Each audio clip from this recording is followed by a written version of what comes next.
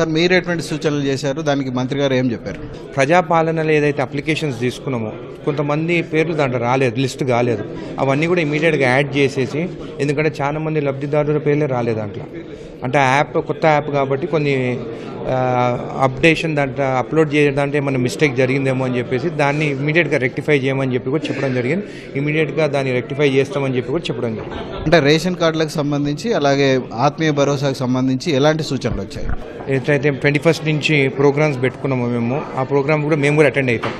ఏవైతే ration card ప్రజాపాలన application తీసుకొని ఆ అప్లికేషన్ కూడా కన్సిడర్ చేస్తారు, అవి కూడా వెరిఫై చేసి ఈ గ్రామ సభలో మేము కూడా కొన్ని విలేజెస్కి అటెండ్ అయ్యి ఆ గ్రామ సభలో కూడా ఈ కరెక్ట్ ప్రాసెస్ జరుగుతుందా లేదా అని కూడా మేము వెరిఫై చేస్తాం. ఏది ఉన్నా కానీ 21st నుంచి 24th వరకు ఉన్న దాంట్లో కూడా ప్రతి డేటా మిస్ అయింది కూడా మేము డేటా తీసుకుంటాము.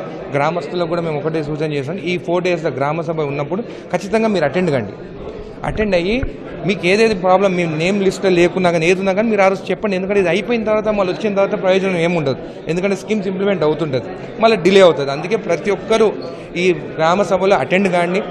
ఇది పార్టీస్ రిక్వైర్మెంట్ కాదు, అందరు అటెండ్ అయ్యి ఇష్యూస్, విలేజ్ ఇష్యూస్ అన్ని సాల్వ్ చేసుకోండి. మళ్ళీ తర్వాత వచ్చి ఇది కాలే అది కాలే అని చెప్తే మాత్రం మళ్ళీ లేట్ అవుతుందని చెప్పి తెలియజేస్తాం.